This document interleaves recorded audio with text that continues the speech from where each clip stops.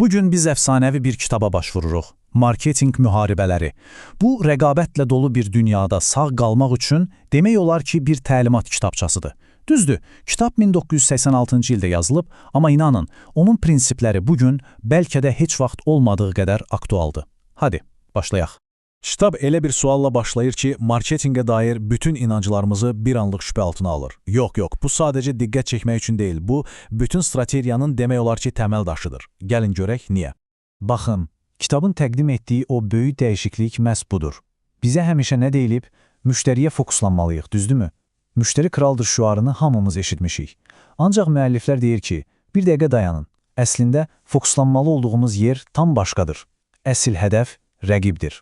Marketinq qurusu Philip Kotler kimi dahilərin klassik tərifi budur da, müştərinin nə istədiyini tap və onu ver.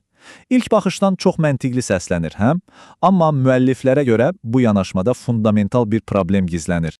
Baxın, məsələ nədir? Əgər sizdə, sizin bütün rəqibləriniz də eyni müştərini dinləyirsə, hamınız eyni nəticəyə gələcəksiniz axı. Fərq harda qalır? Kitabdakı o American Motors hekayəsi bunu əla izah edir. Onların əsl problemi müştəri deyildi. Onların problemi General Motors və Ford kimi devlər idi. Və bu da bizi kitabın bəlkə də ən cəsarətli, ən şok edici iddiasına gətirib çıxarır. Müəlliflər deyir ki, marketinq haqqında ən yaxşı kitabı heç təxmin etməyəcəyiniz biri yazıb. 19-cu əsrdə yaşamış Prussiyalı general Karl von Clausewitz. Bəli, düz eşitdiniz, bir general. Çünki marketinq müharibədir. Bəli, deməli, yeni qayda budur, marketinq bir müharibədir. Və bu müharibədə rəqiblər düşmən, məqsəd isə qələbədir. Amma ən vacibi bu döyüşün harada getdiyini anlamaqdır. Bütün o milyardlarla dollarlıq reklam büdcələri, bütün o strategiyalar, hamısı təsəvvür edin, cəmi 6 düymlük bir ərazidə, yəni insan beynində, şuurunda gedən bir döyüş üçündür. Əsl döyüş meydanı oradır. Orada bir yer tuta bildinsə, deməli qazandın. Yaxşı, bəs hansı döyüşü seçməliyik? Hansı strategiya bizə uyğundur? Cavab, sizin bazardakı mövqeyinizdən asılıdır. Kitab bunu çox sadə bir çərçivə ilə izah edir. Strateji kvadrat. Gəlin bu kvadrata baxaq. Deməli, 4 əsas mövqe var. Əgər siz bazarın liderisinizsə, sizin işiniz müdafiə olunmaqdır. Yox, əgər ikinci, üçüncü yerdəsinizsə, artıq hücum vaxtıdır. Bəlkə də bazara tamamilə yeni bir şey gətirirsiniz. O zaman cinahdan hücum edəcəksiniz. Və əgər kiçik, amma çevik bir oyuncusunuzsa, sizin strategiyanız partizan müharibəsidir. Gördüyünüz kimi, hər kəs üçün fərqli bir yol var.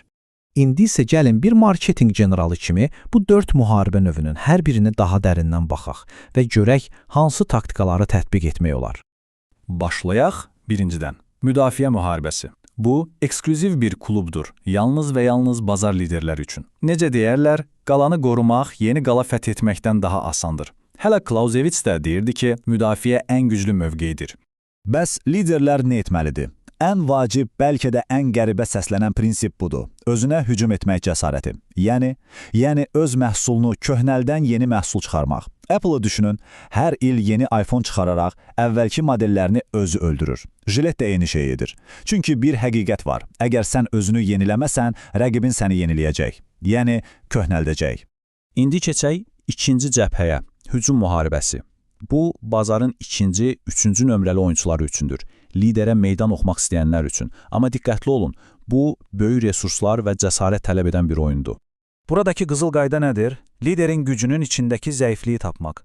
Baxın, bu çox maraqlıdır. Coca-Cola'nın gücü nə idi? Onun o klassik, dəyişməz statusu. Pepsi nə etdi? Məhz bu gücə hücum etdi. Dedi ki, mən yeni nəslin seçimi, daha şirin, daha dinamik bir içkiyəm. Və ya bugünkü misal, Instagramın o cilalanmış, mükəmməl şəkil mədəniyyəti onun gücü idi, düzdürmü? TikTok gəldi və məhz o gücün içindəki zəifliyə vurdu. Səmimi, qısa, əyləncəli videolarla. Və gəldi mənim sevimlimə, marketinq döyüşünün ən kreativ, ən innovativ formasına, cinahdan hücum. Yəni, birbaşa toqquşmadan qaçıb, rəqibin heç gözləmədiyi bir yerdən zərbə endirmək.